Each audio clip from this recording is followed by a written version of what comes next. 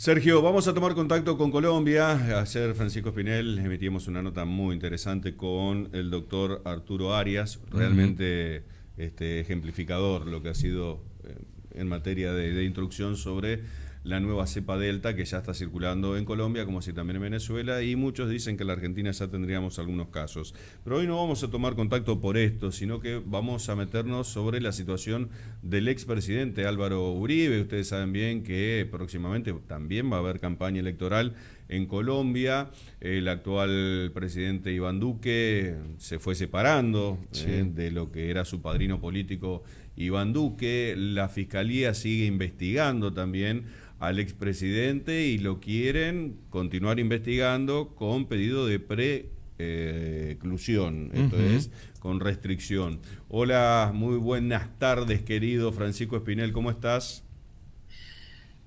Querido Horacio, querido Sergio, un placer en Bienvenido, saludarlos. bienvenido Francisco. Gracias. ¿Estás en Estamos acá plena ya universidad? estoy en la oficina, en la universidad en estos momentos, atendiendo ya los primeros inicios de presencialidad gradual Bien. que quieren asumir. Lo que pasa es que, para contarles un poquitico, esta universidad tiene presencia en 64 municipios, tiene presencia en 24 departamentos. Son 5 rectorías y 7 vicerrectorías que funcionan a nivel nacional, y en todas las regiones, pues el comportamiento del COVID, de los contagios es distinto. Claro. Entonces nos toca tener mucho cuidado con eso, pero acá en Bogotá ya pidieron que empezáramos a venir de manera gradual, unos días a la semana. Perfecto. Bueno, de a poco entonces se va recuperando la presencialidad, al menos de ustedes en el ejercicio edilicio, y luego entiendo que van a ser de los estudiantes también, ¿no? En su totalidad, poco a poco, paso a paso.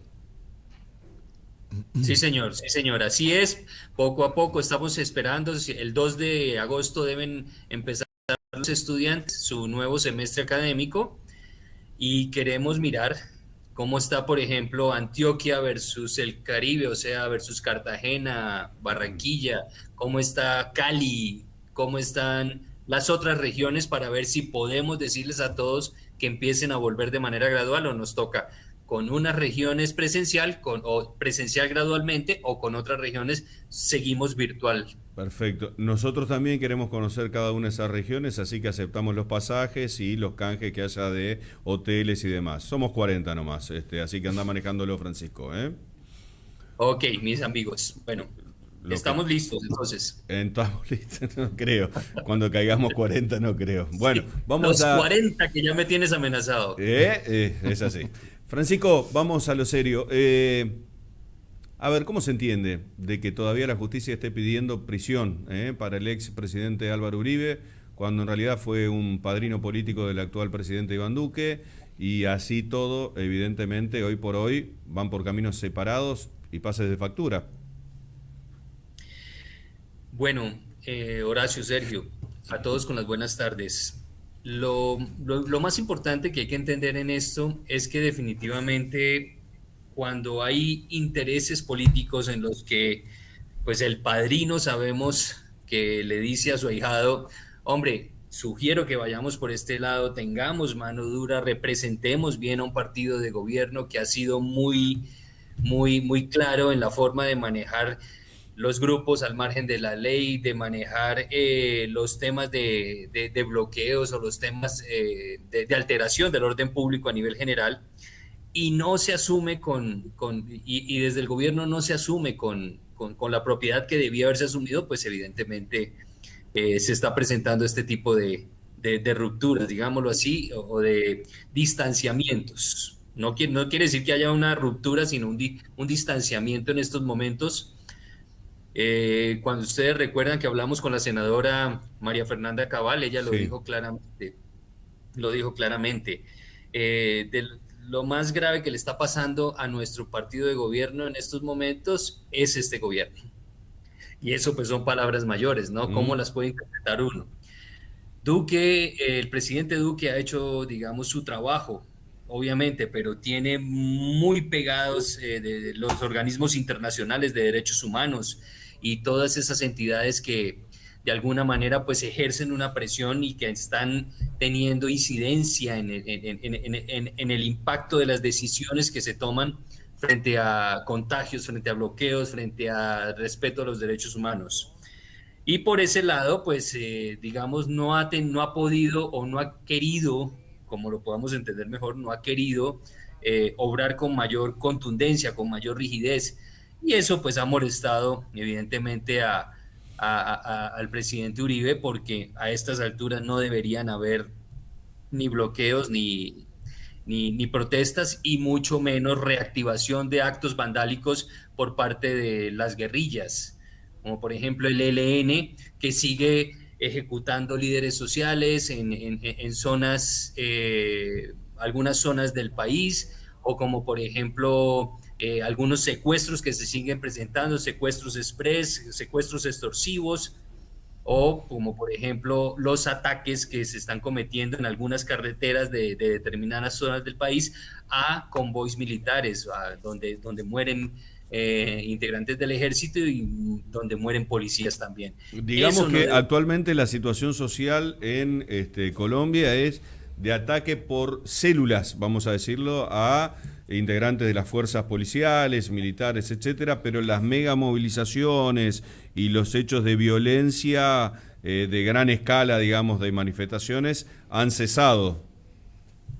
Sí, ya digamos hay muchas menos protestas, se siguen presentando algunas, digamos, grupos pequeños que de alguna manera quieren seguir presentando estos choques y estos ataques a los servicios públicos.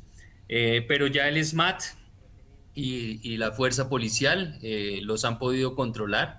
No obstante, pues si hay plata de por medio, como sabemos que hay plata de los grupos al margen de la ley y de narcotráfico, pues ellos seguirán saliendo a seguir presentando este tipo de choques, ¿de acuerdo? Este tipo de protestas violentas en algunos casos y en otros no. Como en estos momentos no ha habido decisiones de gobierno, digamos, claves, por ejemplo, como cuando estábamos a punto de aprobar la reforma tributaria. Es decir, no ha habido ninguna motivación para volver a hacer una marcha a nivel nacional. La última que se presentó fue el 20 de julio, con el Día de la Independencia, en la que quisieron manifestar obviamente sus inconformidades a muchas cosas. Uh -huh. Pero es clarísimo que el principal punto de protesta es querer diezmar y minimizar totalmente la fuerza pública y a la policía principalmente. Sergio. Eso es lo que está pasando. Y eso tiene molesto al presidente Uh Duque, -huh. al Sí, presidente Uribe. Perdón. ahora es una situación compleja para el presidente porque, bueno, digamos, no hay líneas de acción concretas que se puedan tomar a corto plazo. En este sentido, obviamente, hay grupos, digamos, que están desequilibrando la situación para beneficiarse y muchas veces se cree que se está ante la presencia de ciertos grupos cuando la realidad dice otra cosa. En este sentido, hay mucha incertidumbre en el gobierno, ¿no? Sí, Sergio, pero es muy claro. Nosotros sabemos que aquí los dos principales grupos en guerrillas son las disidencias de las FARC, aquellos que se aislaron del proceso de paz y volvieron a las selvas. Y por otro lado están los del ELN que habían entrado en un proceso de conversación, pero en estos momentos es muy difícil. Es lo que pasaba desde hace muchos años y vuelve a pasar. Por un lado tienen a un grupo tratando de negociar con el gobierno cómo empezar Ujú. los diálogos de desmovilización, pero sin embargo siguen cometiendo actos ilícitos, siguen cometiendo ataques, siguen, por ejemplo, atacando los oleoductos de Caño-Limón-Coveñas, que son de los oleoductos petroleros más importantes del país, y siguen haciendo secuestros y ataques a militares. Sí, se adjudicaron la balacera que recibió el helicóptero Sí, en el señor. atentado contra el presidente Iván Duque, ¿no? Sí, señor. Estas disidencias de la FARC. Y el ministro Molano lo dijo muy preocupado que las órdenes, ya se había detectado que las órdenes venían desde Venezuela. Mira, volviendo al tema de Álvaro Uribe, que estábamos viendo en la otra parte de pantalla, veo que se está haciendo este enjuiciamiento también de manera virtual por los protocolos, ¿no? Donde participa el juez por un lado, los abogados por otro, y van tomando la palabra. ¿qué es lo que se observa de este enjuiciamiento, querido Francisco, que puede llegar a terminar recluido en cárcel el expresidente? Eh, es lo que se está buscando.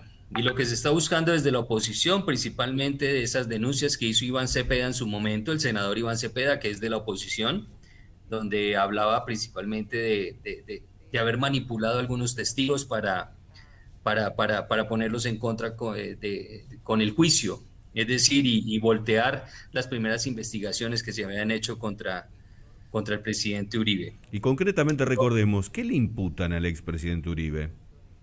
Al presidente Uribe le están imputando los cargos de manipulación de testigos frente a su proceso de investigación. ¿Investigación de qué? La investigación que se le estaba haciendo a él por falsos positivos, se le estaba haciendo a él por chuzadas a políticos, se le estaba haciendo a él por algunas actividades, digamos, que se le habían endilgado en su momento. Uh-huh.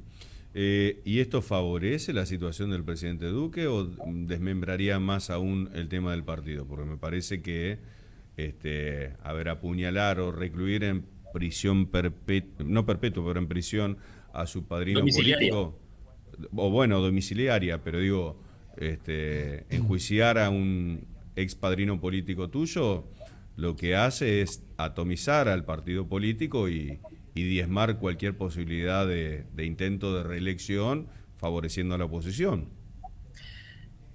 Horacio, no obstante, digamos que O sea, tomo el caso Perú, ¿no? sí, no, a nivel político, o a nivel más bien de opinión pública, no se va a mostrar esta división y este distanciamiento que hay entre el gobierno y el presidente, entre el presidente Duque y el presidente Uribe, ¿de acuerdo? Eso no se va a mostrar de una manera directa, puntualmente. Es muy seguro, y creemos que así debe ser, que el presidente en algún momento saldrá también como lo hizo al principio en las investigaciones, en una nota anterior que hicimos, el mismo presidente salió a presentar argumentos de defensa con el presidente Uribe. Entonces, en estos momentos no creemos que vaya a generar muchísima más distancia entre los dos. Creemos que será un momento en el que se unan absolutamente todos, aunque al interior estén presentándose esas distancias. ¿Cuánto tiempo más llega este periodo de investigación o de presunto enjuiciamiento a Uribe? ¿Cuándo finalizaría? ¿Cuándo habría un fallo? Horacio, no hay todavía una fecha. Sí, podríamos nosotros hablar. Lo que pasa es que venimos desde hace 2 años en un proceso que se alarga, pero además porque ya una juez había archivado el proceso y volvieron a abrirlo nuevamente, y lo que están buscando el pool de abogados del presidente Uribe es simplemente que lo vuelvan a archivar. Okay. Que no hay ningún tipo de acusación propia, que no hay unos argumentos claros y mucho menos que hay unas pruebas contundentes que le demuestren a él alguna responsabilidad o corresponsabilidad en lo que lo están acusando, y por lo cual deberían recluirlo en su casa por cárcel. ¿Cuándo hay elecciones en Colombia? El año entrante se acaba el gobierno del presidente Duque, y ya desde enero, es decir, ya empiezan a moverse las barajas de los nuevos candidatos presidenciales. Y las encuestas, hoy por hoy, las que están haciendo ambos partidos o ambos frentes, vamos a decirlo de esta manera, ¿qué arrojan? Nosotros decimos, bueno, yo sobre todo, pero en el país tenemos un dicho que dice: este es el país del Sagrado Corazón. Y cuando decimos eso es que hay muchos comportamientos que no se entienden claramente a nivel político. Evidentemente, frente a las protestas, en algunos momentos Gustavo Petro había cogido una fuerza importantísima para volverse la solución y para volverse la oportunidad de los electores colombianos. Y en este momento las cosas han bajado un poco y han tendido a dar oportunidades a nuevos actores para que puedan irse presentando. Lo que pasa es que es muy prematuro, Horacio y Sergio, decir en estos momentos. Lo que sí se sabe es que Gustavo Petro va a ser el candidato más fuerte que va a tener el partido de oposición o la oposición, a las justas presidenciales de 2022. Querido Francisco, un cariño grande, ¿eh? Saludo enorme, te dejamos ahí seguir trabajando en la universidad. Un abrazo. Sergio, Horacio, un abrazo grande y ya saben, seguimos aquí con vientos de zozobra. Sí, Muy sí. bien. Perdón, me acaban de informar por acá, por Cucaracha Interna, me acaban de informar que no somos 40, somos 41, ¿eh? Un abrazo grande. Chao, Francisco. Chao, mis hermanos, que estén bien. Desde Colombia, entonces, dando el pantallazo político del enjuiciamiento del expresidente Álvaro Uribe, justamente el arquitecto y el pensador de haber llevado a Iván Duque dentro del partido a la presidencia de la Nación, siendo enjuiciado. Y bueno, y esto atomizando claramente la opinión pública que mencionaba el amigo Francisco. No se va a mostrar esto de cara a la población, pero la población lo sabe, ¿no? Claro. Entonces aparecen con mayor fuerza algunos nombres desde la oposición. Pero bueno, habrá que seguir esperando porque todavía definiciones ciertas en materia de tiempo para este proceso judicial no hay en cuanto al torno de cierre o de fallo concreto. Sí, vos fíjate que desde afuera Álvaro Uribe se sigue expresando y por allí sigue mencionando cuestiones que se relacionan directamente con la política, como por ejemplo A través de las redes. el pedido que hacía a través de Twitter de que el gobierno y el Congreso aprueben los recursos para ampliar las políticas sociales o quizás el tema que también abarca a las Fuerzas Armadas, donde le pedía que construyamos y que nos ubiquemos para poder trabajar y dejar de lado los bloqueos. En este sentido, el mensaje que hacía llegar Uribe el pasado 20 de julio, el Día de la Independencia de Colombia. Hay más en esta edición del Explorador.